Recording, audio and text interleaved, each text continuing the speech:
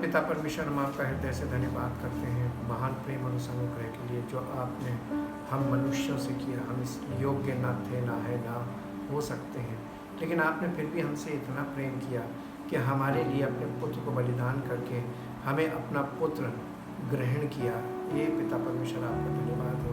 आप हमें अपने पुत्र के स्वरूप में परिवर्तित करने के लिए पवित्र आत्मा देकर हमारे जीवन को अपने पुत्र के स्वरूप में परिवर्तित करना चाहते हैं। इसके लिए हम आपका धन्यवाद करते चाहते हैं। आपकी योजनाएं जो आपने हमारे लिए बनाई हैं हमारे जीवन में सिद्ध हों और आपकी महिमा प्रकट हो और हम सब का जीवन आपकी महिमा का कारण बने। सारी महिमा आपको, इस प्रार्थना को आपके प्रभु यीशु मसीह के नाम से आमीन।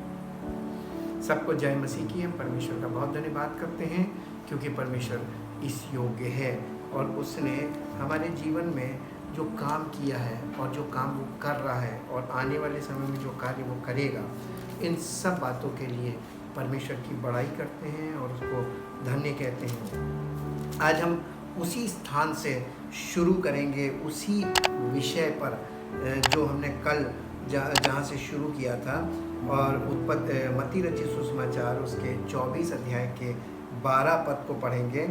अधर्म के बढ़ने से बहुतों का प्रेम ठंडा पड़ जाएगा। सबसे मुख्य बात है कि ये जो अगापे लव है, इसके ठंडा होने का कारण है अधर्म के बढ़ने से। आज हम थोड़ी देर के लिए इस बात पर चिंतन करेंगे, इस बात पे मनन करेंगे, अधर्म का अर्थ क्या है, अधर्म किसे कहते हैं, अधर्म की परिभाषा परमेश्वर के वचन के अनुसार क्या है। सबसे पहले मैं आपके साथ इस पद परमेश्वर के वचन से पढ़ूंगा। मत्ती रचित सुसमाचार उसके 6 अध्याय का पहला पद। सावधान रहो, तुम मनुष्यों को दिखाने के लिए अपने धर्म के काम ना करो, नहीं तो अपने स्वर्गीय पिता से कुछ भी फल ना पाओगे। सबसे मुख्य बात जो ये जड़ है, अधर्म का मतलब क्या होता है, इसे समझने के लिए जब हम धर्म के काम मनुष्यों को दिखाने के लिए करने लगते हैं और धर्म के कामों का दिखावा करने लगते हैं, या यूँ कह लीजिए धर्म के कामों का प्रचार ज़्यादा करते हैं और हमारा जीवन परमेश्वर से जुड़ा नहीं होता है, बल्कि हम धार्मिक नेता या धार्मिक लीडर के रूप में खड़े होते हैं और धार्मिक क्रियाओं पर बल देते हैं, धार्मिक चीज़ों को लोगों को उसमें उभारते हैं। जैसे दूसरे पद में देखेंगे,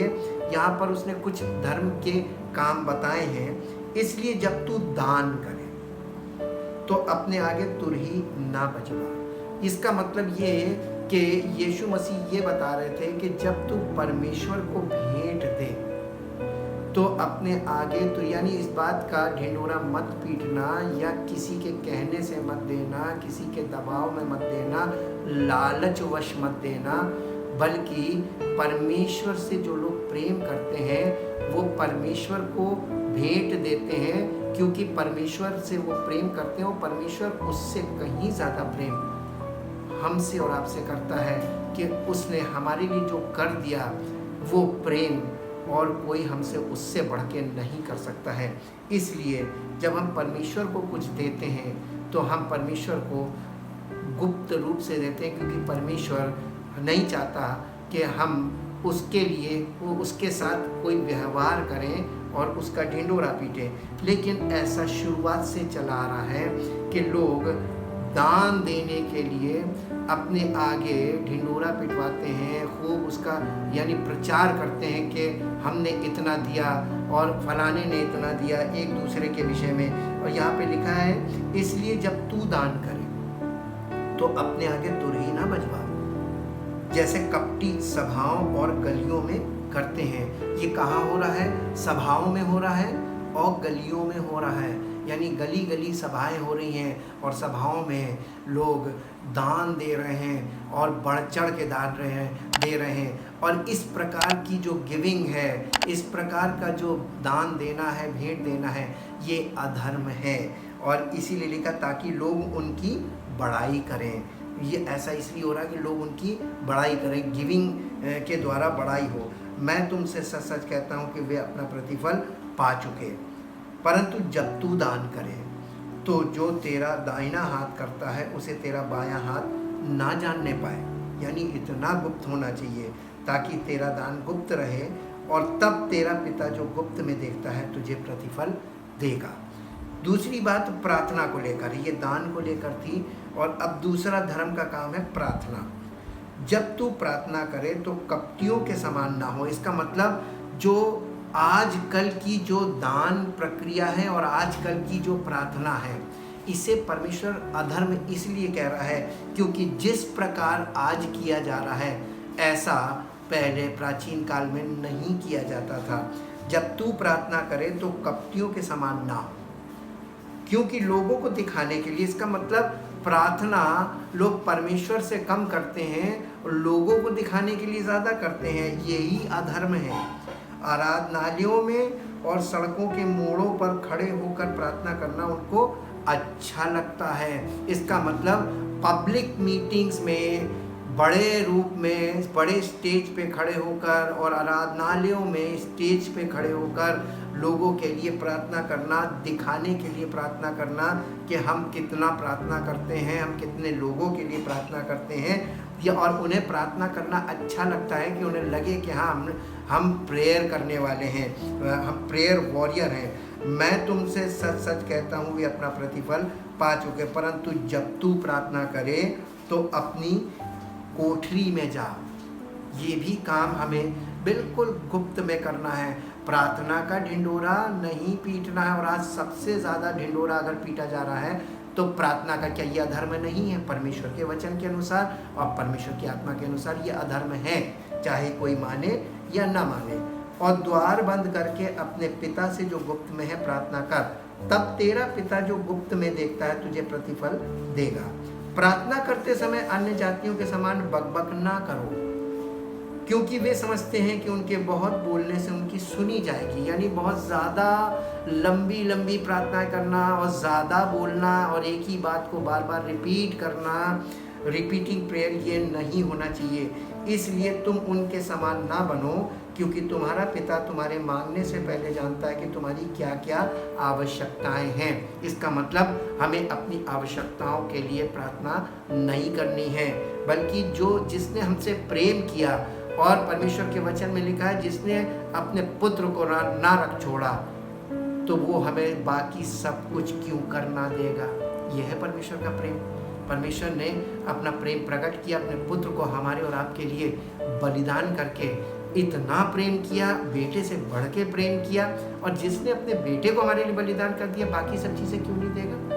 हम उससे मांगे क्यों? जिसने हमसे प्रेम किया है वो पूर्ति भी करेगा। और आगे 90 पद में लिखा है, उसके बाद यीशु मसीह उनको बताने लगे तुम इस रीति से प्रार्थना करो।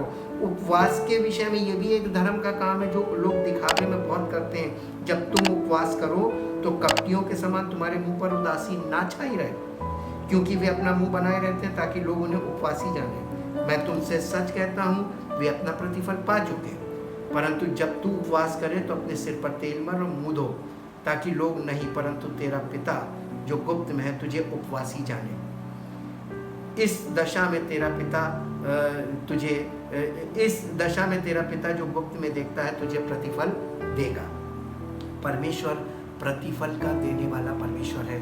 लेकिन जब हम परमेश्वर के साथ जो हमारा संबंध है, जो व्यक्तिगत संबंध है, वो हम जब पब्लिकली खड़े होकर उस संबंध को प्रकट करने का प्रयास करते हैं और हमारा उससे वास्तव में संबंध नहीं होता है, इसी को अधर्म कहा गया है परमेश्वर के वचन के अनुसार। अब मैं आपको 23 अध्याय में लेके चलूँगा, मत्ती रचित सुसमाचार के 23 अध्याय में। और 23 अध्याय में यीशु मसीह अधर्म के विषय में कैसे बात कर रहे हैं उन लोगों से जो उस समय के रिलीजियस लीडर्स थे, और उनको कि हर विषय पर बता रहे हैं कि ये जो तुम कर रहे हो ये सही नहीं है।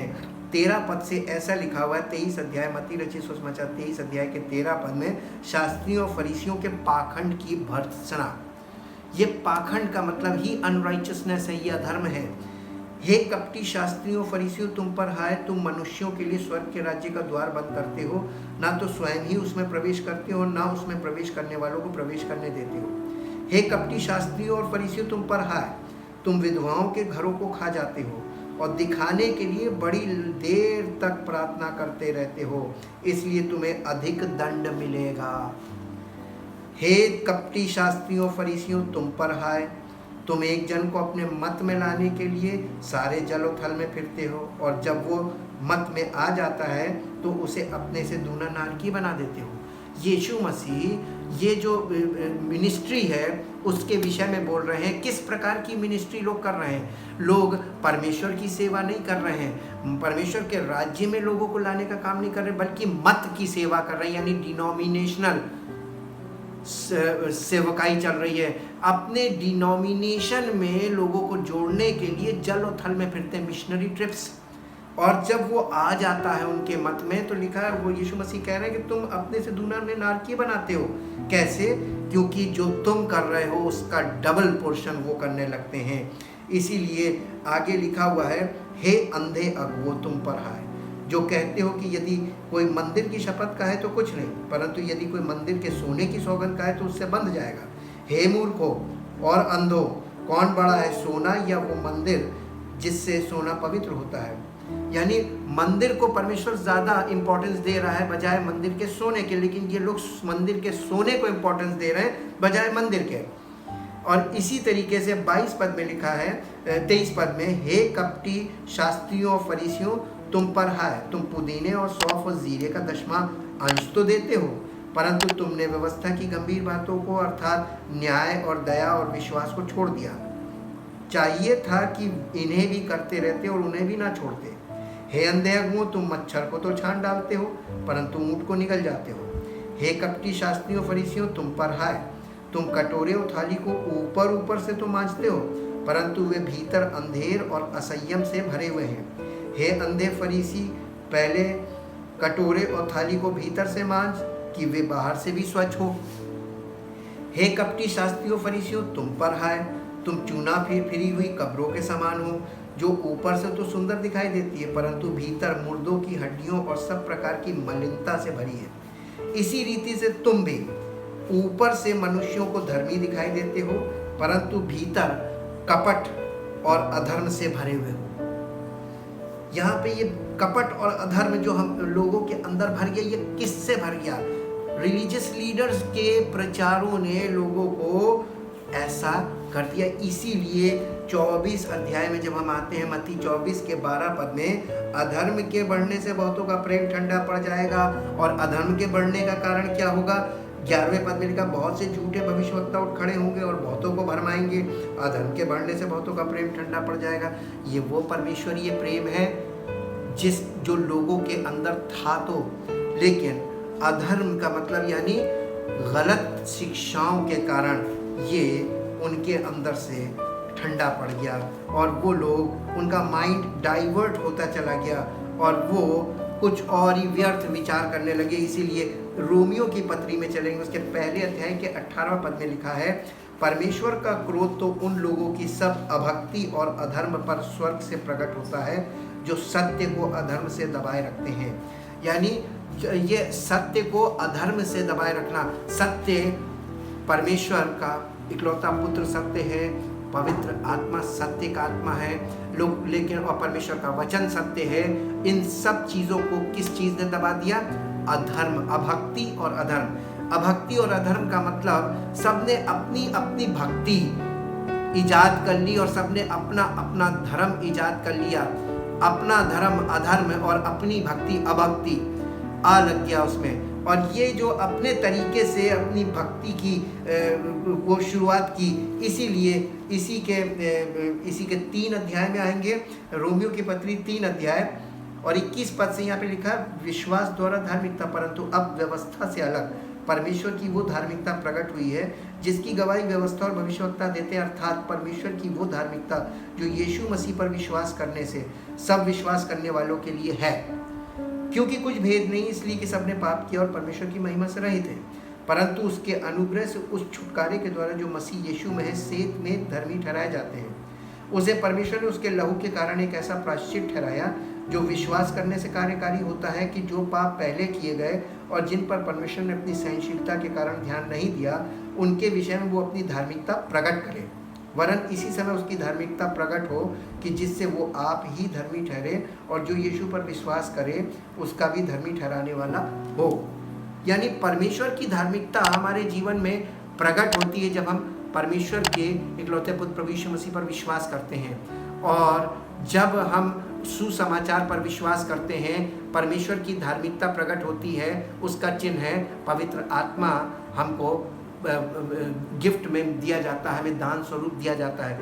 यही परमेश्वर की धार्मिकता को हमारे जीवन में आकर पूरा करता है। लेकिन इस प्रकार की धार्मिकता नहीं दिखाई दे रही है, इसीलिए परमेश्वर का वचन हमें सचेत कर रहा है, हमें अलर्ट कर रहा है अधर्म के विषय में। मैं आपके बीच में एक पद और पढ़ूंगा जो आपको मिलेगा, दूसरा तीमुथियुस की पत्री, दूसरा तीमुथियुस की पत्री और उसका 2 अध्याय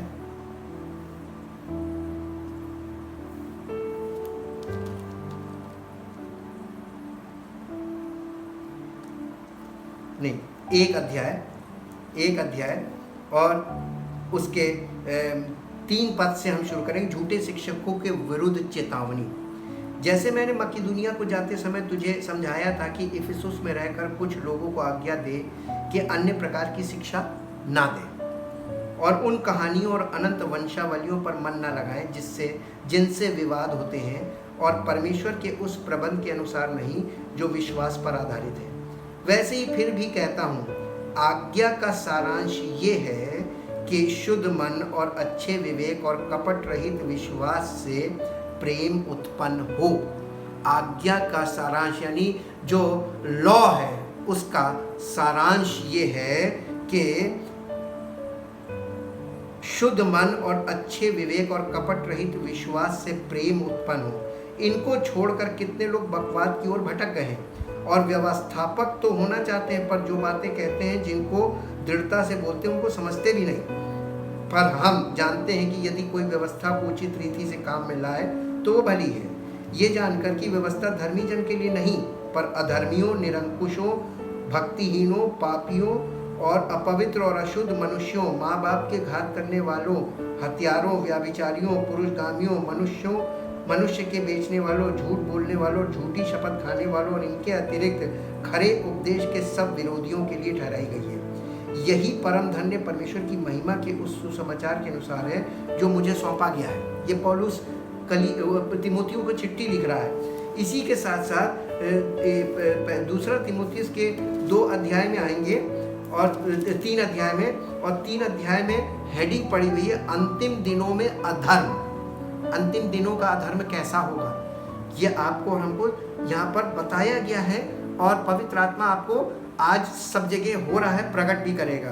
पर ये स्मरण रख कि अंतिम दिनों में कठिन समय आएंगे, क्योंकि मनुष्य स्वार्थी, लोभी, डींगमार, अभिमानी, निंदक, माता पिता की आज्ञा टालने वाले, कृतज्ञ, अपवित्र, दया रहित, क्षमा रहित, दोष लगाने वाले, असंयमी, कठोर, भले के बैरी, विश्वासघाती, ढीठ, घमंडी और परमेश्वर के नहीं वरन सुख विलास ही के चाहने वाले होंगे। और बिल्कुल सही लिखा है और ऐसा ही आज हो रहा है और प्रकट है। वे भक्ति का भेष तो धरेंगे पर उसकी शक्ति को न मानेंगे। ऐसों से परे रहना, यानी ऐसे लोगों से परे रहने के लिए बोला गया है। ऐसों से आप कैसे बच सकते हैं, क्योंकि सब जगह आज ये इस तरह का माहौल है और यही लोग सब जगह फैल चुके हैं। इसको हम इंग्लिश में भी आपके लिए पढ़ देते हैं। इंग्लिश में और ज़्यादा क्लियर आपको समझ में आ जाएगा, क्योंकि इंग्लिश बहुत क्लियर है। But understand this that in the last days will come perilous times of great stress and trouble, hard to deal with and hard to bear। यानी इतना मुश्किल होगा इन लोगों को डील करना और इनको झेलना। For people will be lovers of self। सबसे पहली चीज़ कि लोग यानी स्वार्थी इतने हो जाएंगे कि अपने अपने स्वार्थ से प्रेम करेंगे। लवर्स ऑफ सेल्फ का मतलब स्वार्थी हो जाएंगे और अपने आप से प्रेम करेंगे, अपने अपने स्वार्थ से प्रेम करेंगे। Self centred, lovers of money, और पैसों के ऐसे प्रेमी होंगे कि परमेश्वर का तो प्रेम, जब परमेश्वर का वचन कहता है या तो तुम संसार से प्रेम कर लो, संसार की वस्तुओं से, उसमें परमेश्वर का प्रेम हो ही नहीं सकता।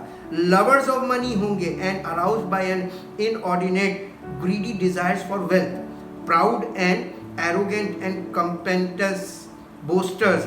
They will be abusive, blasphemous, scoffing, disobedient to parents, ungrateful, unholy and profane. They will be without natural affection, यानी उनके अंदर वो जो एक भाईचारे वाला प्रेम होता वो भी नहीं होगा, साधारण प्रेम भी नहीं होगा, किसी भी प्रकार का प्रेम नहीं होगा, केवल स्वार्थ का जो प्रेम होता है वो मतलब का प्रेम होता है। स्वार्थ का जो रिश्ता होता है वो मतलब का रिश्ता होता है। अंत के दिनों में हर व्यक्ति केवल lovers of money, lovers of pleasure and lovers of self, यानी स्वार्थी हो जाएगा, अपने स्वार्थ से प्रेम करेगा, अपने सुख विलास से प्रेम करेगा और धन का लालची होगा, पैसों का लालची होगा। और आज आपको यही चारों तरफ दिखाई दे रहा है। इसीलिए परमेश्वर के वचन के अनुसार प्रचार तो बहुत हो रहा है वचन का, लेकिन कैसा प्रचार है? उस प्रचार में परमेश्वर के साथ संबंध प्रेम से शुरू होता है और प्रेम को में परमेश्वर के प्रेम से परिपूर्ण हो जाने पर हमारा परमेश्वर के साथ संबंध कंप्लीट होता है। लेकिन प्रेम का कहीं नामो निशान नहीं है। हर जगह केवल स्वार्थ स्वार्थ स्वार्थ यही चल रहा है और इसीलिए सेवकाई भी हो रही है, उसमें भी स्वार्थ है। लोग अपने मतलब से काम कर रहे हैं, नेम फेम मनी के लिए काम कर रहे हैं। याकूब की पत्री 4 अध्याय और उसके पहले पद में संसार से मित्रता, तुम में लड़ाइयों झगड़े कहाँ से आ गए? क्या उन सुख विलासों से नहीं जो तुम्हारे अंगों में लड़ते भिड़ते हैं? तुम लालसा रखते हो और तुम्हें मिलता नहीं, इसलिए तुम हत्या करते हो। तुम डाह करते हो और कुछ प्राप्त नहीं कर पाते। तुम झगड़ते और लड़ते हो, तुम्हें इसलिए नहीं मिलता कि मांगते नहीं। तुम मांगते हो और पाते नहीं, इसलिए कि बुरी इच्छा से मांगते हो ताकि अपने भोग विलास में उड़ा दो।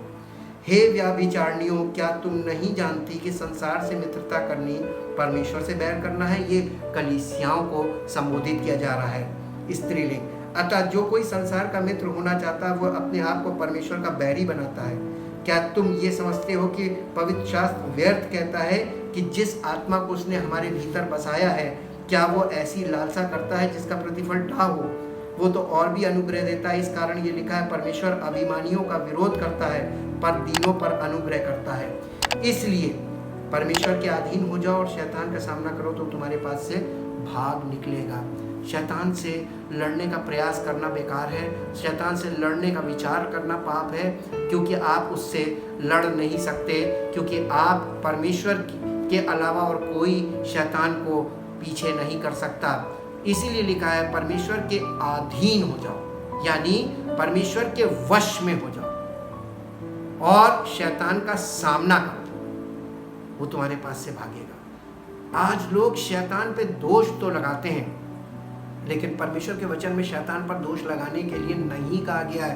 पर प्रभु यीशु मसीह पर अगर हमने विश्वास किया है तो हमें किसी पर दोष नहीं लगाना है, केवल हमें हर बात के लिए तैयार होना है, हर परिस्थिति के लिए तैयार होना है, हर मसले को हमें झेलने के लिए तैयार होना है। तभी तो परमेश्वर की सामर्थ हमारे जीवन से प्रकट होगी। प्रेम का रिश्ता बहुत इम्पोर्टेंट है। बिना प्रेम के जो रिश्ता होता है वो आप खुद सोचिए कि कैसा रिश्ता होता है, उस रिश्ते को आप क्या कहेंगे। मैं आपके साथ मरकुस रचित सुसमाचार में चलूँगा। मत्ती रचित सुसमाचार 15 अध्याय निकाल लीजिए। मत्ती रचित सुसमाचार 15 अध्याय। यहाँ पर यीशु मसीह बहुत इम्पोर्टेंट बात बोल रहे थे और परंपराओं के विषय में बोल रहे थे, क्योंकि आज लोग परमेश्वर की सच्चाई का प्रचार कम करते हैं, परंपराओं का प्रचार ज़्यादा होता है। यहाँ पर लिखा है, तब यरूशलेम से कुछ फरीसी और शास्त्री यीशु के पास आकर कहने लगे, तेरे चेले पूर्वजों की परंपराओं को क्यों टालते हैं कि बिना हाथ धोए रोटी खाते हैं? यीशु मसीह ने उनको उत्तर दिया, तुम भी अपनी परंपराओं के कारण क्यों परमेश्वर की आज्ञा टालते हो? क्योंकि परमेश्वर ने कहा, अपने पिता और अपनी माता का आदर करना, और जो कोई माता या पिता को बुरा कहे वो मार डाला जाए। पर तुम कहते हो कि यदि कोई अपने माता या पिता से कहे, जो कुछ तुझे मुझसे लाभ पहुंच सकता था वो परमेश्वर को भेंट चढ़ाया जा चुका, तो वो अपने पिता का आदर ना करे, इस प्रकार तुमने अपनी परंपरा के कारण परमेश्वर का वचन टाल दिया। हे कपटियों, यशाया ने तुम्हारे विषय में ये भविष्यवाणी ठीक ही की है। ये लोग होंठों से तो मेरा आदर करते हैं। ये अधर्म का दूसरा रूप है, होंठों से आदर करना। आज हर एक होंठ आदर तो कर रहा है, लेकिन उसके आगे लिखा पर उनका मन यानी उनका हृदय मुझसे दूर रहता है। दिल परमेश्वर में नहीं लगा, परमेश्वर से प्रेम कोई नहीं कर रहा है, होठों से आदर कर रहे हैं। प्रचार होठों से किया जा रहा है, दिल से कोई प्यार नहीं करता परमेश्वर को। कोई परमेश्वर को अपने हृदय में स्थान नहीं देता।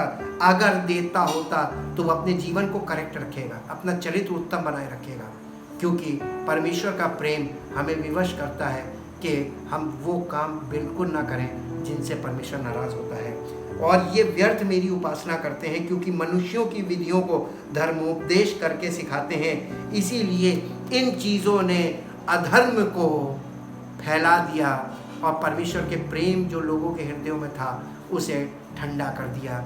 आइए, आज अगर आपको ऐसा लगता है कि परमेश्वर ने हमसे अपने पुत्र से भी अधिक प्रेम किया, इसीलिए तो उसने अपने पुत्र को हमारे लिए बलिदान किया, अपने जीवन का समर्पण उसके आगे करें, जिसने हमारे लिए अपने इकलौते पुत्र को बलिदान किया।